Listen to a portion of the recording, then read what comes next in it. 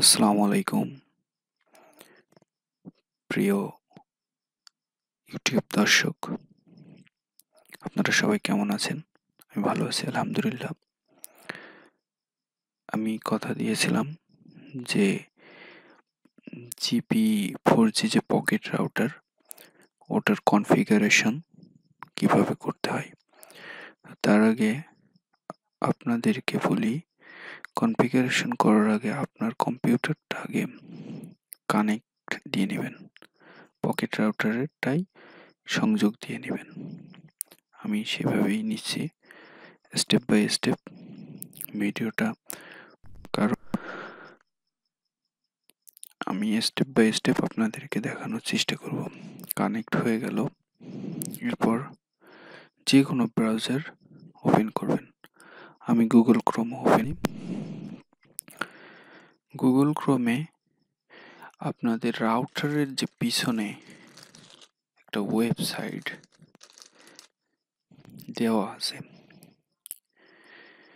সেটা আপনারা টাইপ করবেন http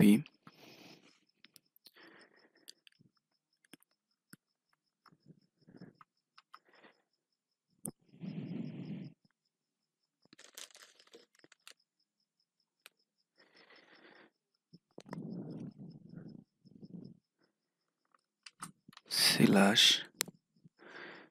192.168.0.1 লিখে ইন্টার চাপ দিবেন।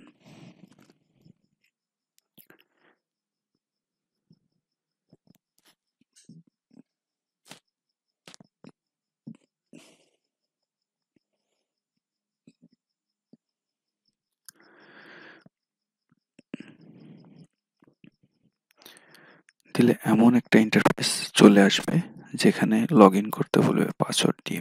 পাসওয়ার্ডটাও আপনার জিপি রাউটারের পিছনে দেওয়া আছে, সেটা সবারই বিল্ড ইন ভাবে দেওয়া থাকে,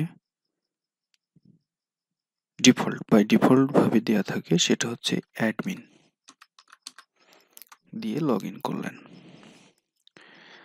আমি আগে থেকে আমার রাউটারটা কনফিগারেশন করে রাখছি,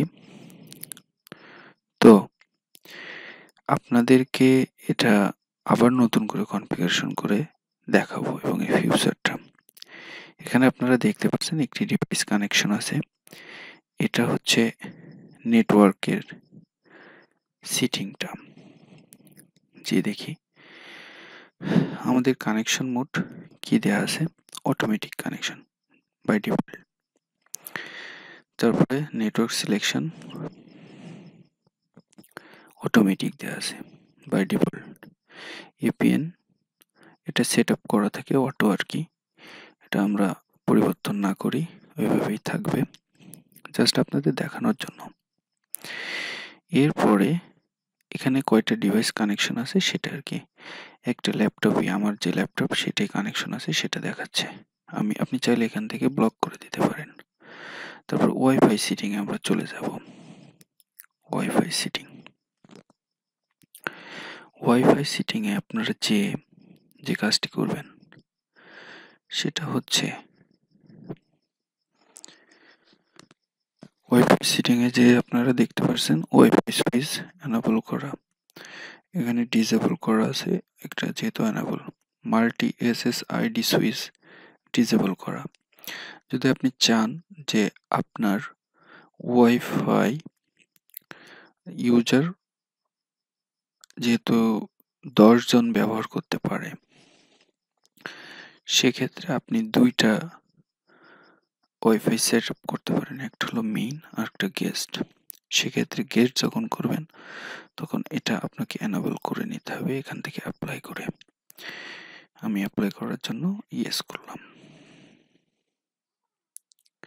যেহেতু আমি আগে থেকে মেইনটা সেট আপ করে নিয়েছি, সো এখন আমি আপনাদেরকে দেখাবো আপনার গেস্ট এসএসআইডি, অর্থাৎ গেস্ট যেটা সেটা কিভাবে সেট আপ করতে হয় সেটা চলুন গেস্টে ক্লিক করি।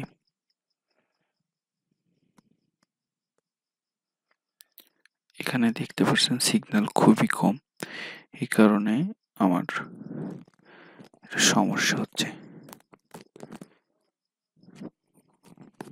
সিগন্যাল কম হওয়ার কারণেই একটু লোড নিতে সমস্যা হচ্ছে, কারণ আমি রাউটারটা আমার কাছে নিয়ে রাখছি। রাউটারটা আসলে একটু খোলা জায়গায় রাখতে হয়, রাখলে আপনারা নেটওয়ার্ক ভালো পাবেন। এখানে আমি নেটওয়ার্ক যে নেমটা সেটা আপনার ইচ্ছা অনুযায়ী দিতে পারেন। আমি গেস্ট অনলি দিয়েছি। তারপরে সিকিউরিটি মোড আপনারা WPA2 দেয়া। তারপরে এখানে পাসওয়ার্ড আপনি চাইলে পাসওয়ার্ড আপনার মতন করে দিতে পারবেন, আর ডিসপ্লে কিউআর কোডও দিতে পারেন অথবা নাও দিতে পারেন। এবং এখানে আপনি একটা জিনিস, সেটা হচ্ছে ম্যাক্সিমাম কতজন ইউজ করতে পারবে সেটা সিলেক্ট করে দিতে পারেন। দেখা যাচ্ছে আপনার ইউজার সংখ্যা অনেকগুলো, তাহলে 10টা দিবেন। যদি মনে হয় যে না 4টা 5টা দেবো, 4টা 5টা দিবেন, দিয়ে এখানে অ্যাপ্লাই করলে আপনার অ্যাপ্লাই করলে এটা কার্যকারিতা হয়ে যাবে।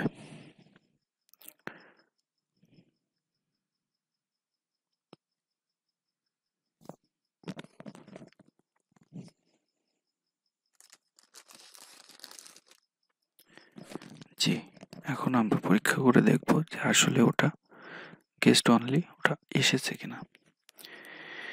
সেক্ষেত্রে আমাদের কম্পিউটারের যাব, দিলে দেখতে পাচ্ছেন এখানে যে গেস্ট ইয়েটা চলে আসছে। অতএব আমরা গেস্টটা করতে পারি, অর্থাৎ একই রাউটার দিয়ে 2টা ওয়াইফাই সেট আপ করতে পারি। এটা একটা ভালো দারুণ সুযোগ সুবিধা গ্রামীণ ফোনের। তারপরে OPWPS, এটা পিন বা PBC যেটা করতে পারেন, পিন দিলে এখানে পিন দিয়ে দিতে পারেন, অ্যাপ্লাই করতে পারেন। যাই ওটা কিছু দিব না।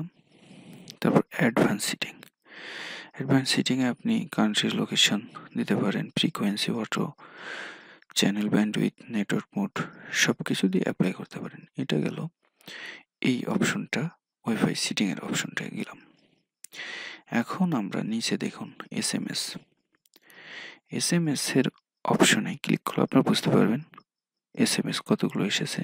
যদি মনে হয় যে এসএমএস পাঠাবেন, তাহলে নিউতে গেলে এখানে নাম্বার, এখানে আপনার টাইপ করে সেন্ড করলে চলে যাবে। রিফ্রেশ সিটিং, তারপরে ফোন বুক, আপনার সিম অথবা মডেম এই আপনার রাউটারে আপনি নাম্বার সেভ করে রাখতে পারেন নিউতে যেয়ে। তারপরে এখান থেকে মেসেজ করতে পারেন, সেই আর কি, সেটা 300 মতন করতে পারবেন। অ্যাডভান্স সিটিং, এটা একটা সুন্দর জিনিস। অ্যাডভান্স সিটিং এর একটা ওয়াইফাই কভারেজ এই অংশটা আপনাকে জানতে হবে। শর্ট রেঞ্জ মোড, এটা বেস্ট ব্যাটারি লাইফ, এটাই আমি ইউজ করছি। যখন স্ট্যান্ডার্ড মোড ইউজ করব তখন ব্যাটারি খরচ হবে বেশি এবং একটু দূরে গেলেও সমস্যা হবে না। আর যদি পাস থ্রো ওয়াল মোড দেন, মনে করেন অনেকগুলো ঘরের ভিতরে ইউজ করে, তখন এই অপশনটা চালু করে অ্যাপ্লাই করবেন। আর নিচে যেটা দেখতে পাচ্ছেন ওয়াইফাই স্লিপ, এটা 10 মিনিট পর অটোমেটিক ওয়াইফাই বন্ধ হয়ে যাবে যদি কেউ ইউজ না করে, সেটাই আর কি দেওয়া আছে। অথবা অন্য সংখ্যা আছে, সেগুলো আপনারা দিতে পারেন। রাউটারে চলে যাব।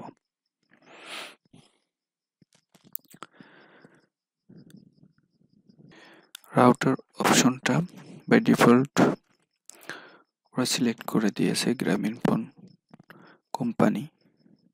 আপনার আইপি অ্যাড্রেস সেট করে দিয়েছে 192.168.0.1, সাবনেট মার্কস ও তারা দিয়ে দিয়েছে, এবং এটা ডিএইচসিপি এনাবল করে দিয়েছে, কারণ এই রেঞ্জের ভিতরেই আপনার আইপিগুলো পাবে। যতগুলো আইপি পাক এই 100 থেকে 200-র ভিতর রেঞ্জে পাবে।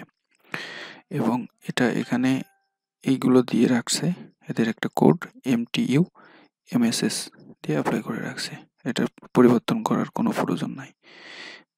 ফায়ারওয়াল এখানে দেখতে পাচ্ছেন এগুলোর কোনো ইয়ে করার দরকার নাই। আপডেট অপশনটা যাই, আপডেট অপশনে একটা জিনিস, সেটা হচ্ছে আপনার সফটওয়্যারের লেটেস্ট ভার্সন যদি বের হয় তাহলে আপনি এখান থেকে চেক আউট করে নিতে পারেন। তারপর অটো চেক নিউ ভার্সন অ্যালাবল করে রাখলে হয়, 15 দিন অন্তর অন্তর আপনাকে একটা নোটিফিকেশন দিবে, সেটাই আর কি। আদার একটা option.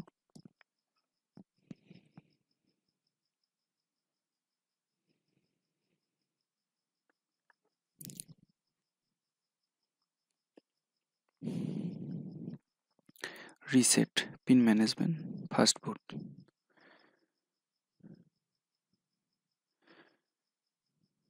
Fast boot setting, post boot setting enable করে দিতে পারেন, ডিসেবল করে দিতে পারেন, আমি এনাবল করে রাখলাম। ওকে, এবার আমরা পরের ইয়েতে যাই, ইউএসএসডি। অর্থাৎ আপনি এখানে ব্যালেন্স চেক করার জন্য ইউএসএসডি কোড ইউজ করতে পারেন। এখানে দিয়ে সেন্ড করলে আপনি সেটাই করতে পারবেন। এবং এখানে দেখতে পাচ্ছেন ইনফরমেশনটা, আমার সিম, IMEI নাম্বার, ওয়াইফাই কভারেজ কি, এই যাবতীয় আর কি। আর এই পাশে আপনার ডাটা প্ল্যান, যদি মনে করেন যে আপনি ডাটা প্ল্যান, আমি যেহেতু 9 জিবির একটা ডাটা প্ল্যান করে রাখছি, কতটুকু ইউজ করছি কতটুকু, এটাই আর কি সিস্টেমটা। এখান থেকে আরও একটা সিস্টেম সেটা আছে, সেটা হলো আপনি ঢোকার সময় যে অ্যাডমিন দিয়ে ঢুকছিলেন, সেই পাসওয়ার্ডটা আপনি এখান থেকে চেঞ্জ করতে পারেন। এই যে কারেন্ট পাসওয়ার্ড, নিউ পাসওয়ার্ড এবং কনফার্ম নিউ পাসওয়ার্ড দিয়ে অ্যাপ্লাই করলে ওই পাসওয়ার্ডটা পরিবর্তন হয়ে যাবে, আর এখান থেকে লগ আউট করতে পারেন। আর শাটডাউন মানে আপনি এই সফটওয়্যারের মাধ্যমে আপনার রাউটারটা টোটালি অফ করে দিতে পারেন। এখন যেহেতু আমি চার্জিংয়ে বসিয়েছি, ব্যাটারি 75% লেভেল এটা চার্জ হচ্ছে। আর এই যে SSD ভিলেজ আইটি দিয়ে রাখা, এবং এখানে দেখতে পাচ্ছেন গ্রামীণ ফোনের সিগন্যালটা, যেহেতু আমি ঘরের ভিতরে এটাই নিয়ে আসছি রাউটারটা, এই জন্য সিগন্যাল কম দেখাচ্ছে, বাইরে রাখলে আমার এখানে 4G পাই। সিগন্যাল এখানে কানেকশন স্ট্যাটাসও দেখতে পাচ্ছেন, এবং সিমের ভ্যালিড সিম কার্ড দেখতে পাচ্ছেন, এবং কয়জন কানেকশন সেটাও আপনারা দেখতে পাচ্ছেন। তো এই ছিল আজকে রাউটার নিয়ে, রাউটারের যে সফটওয়্যারটা সেটার কনফিগারেশন, এটাই আর কি টোটালি। তো ধন্যবাদ সবাইকে, ভালো থাকবেন, আল্লাহ হাফেজ, আমার জন্য দোয়া করবেন। আসসালামু আলাইকুম ওয়া রাহমাতুল্লাহি ওয়া বারাকাতুহু।